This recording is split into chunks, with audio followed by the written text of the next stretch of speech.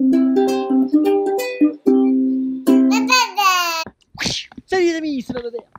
Toi aussi tu veux être un super guerrier de l'écosystème? Je te montre un truc. Là il y a des champs cultivés, tu vois, et qui descendent comme ça en pente, et là il y a une toute petite forêt, et ensuite juste en bas il y a un cours d'eau. Tout ce qui va aller dans ce champ-là, de façon conventionnelle, tous les produits, les machins, vont continuer à descendre, soit sur le dessus, à l'intérieur du sol, etc. et vont finir dans cette eau qui va continuer tout doucement son chemin jusqu'au lac là-bas où tout le monde se baigne.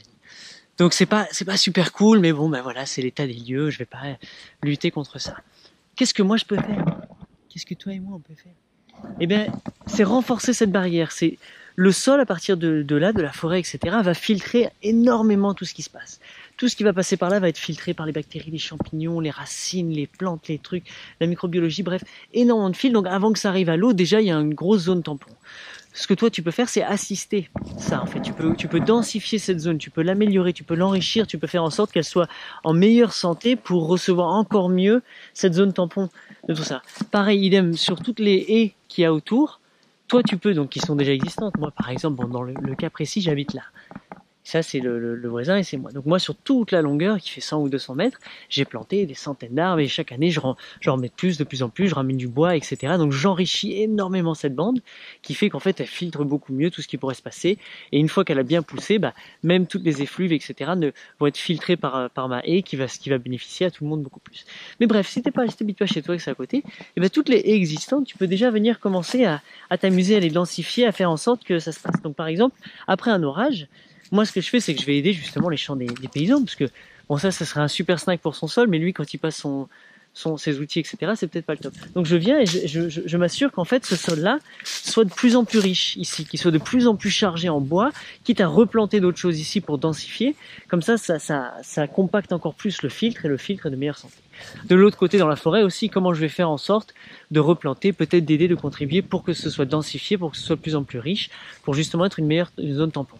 Ensuite, la présence du champignon, il y a des travaux qui ont été faits par Paul Stamets de faire des barrages comme ça avec des ballots de paille qui ont été inoculés avec de la pleurote, etc., d'autres champignons. A priori, la pleurote, il est très bien pour ça, parce qu'elle va travailler sur tous les les carbures, le machin, tout le carbone, tous les trucs, en fait, quand ça va filtrer, ça va justement permettre de les filtrer au maximum, de les bloquer, de les remettre dans la boucle du vivant et d'éviter un maximum de leachage, je sais pas comment dire en français, jusque dans les eaux parce que c'est un impact réel en fait. Donc voilà. Donc en attendant que l'agriculture se transforme et devienne de plus en plus performante comme on sait déjà le faire, même de la même façon, et ben nous profitons, allez voilà en campagne, etc., densifier le truc. Et si toi tu as un bout de terrain, bah toi densifie-le, fais en sorte que ce soit une grosse éponge à vie, à pluie, à fertilité. Et puis voilà, plus toi la fertilité va exploser chez toi, plus ça va permettre à l'écosystème de pouvoir se régénérer facilement, etc., et d'encaisser les chocs qu'on peut lui infliger. Donc voilà, bref, vive les super-héros. Ciao.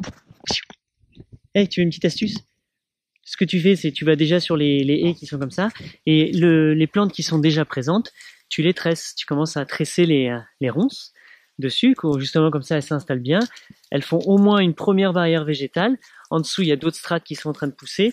Il y a certains arbres qui pourraient être ici que tu pourrais coucher, retresser. Et sinon, balance des pépins, des noyaux de pruniers, des machins, des trucs, des églantiers, un peu toutes les choses que tu vas vouloir. Juste balance des trucs. Ou alors, laisse faire le vivant. Et tu accroches de la nourriture à oiseaux, donc des boules de graisse si tu veux. Tu mets des graines, des petites graines ici et là. Ils vont commencer à venir, les oiseaux. Ils vont être intéressés. Et de là, quand ils perchent, quand ils se déplacent, ploup, ploup, ploup, ploup, ploup, ils vont peut-être te pondre des super trucs. Donc voilà, enfin bref, des petites idées comme ça pour que tu le fasses avec tout le monde au même moment, et on est tous en train de s'aider pour faire exploser toute cette beauté. Et le top, c'est qu'après, quand toute cette truc elle est pleine de ronces, ben toi tu peux aller piocher, tu peux manger dessus, et ça fait un nid à vie génial quoi. Allez, ciao.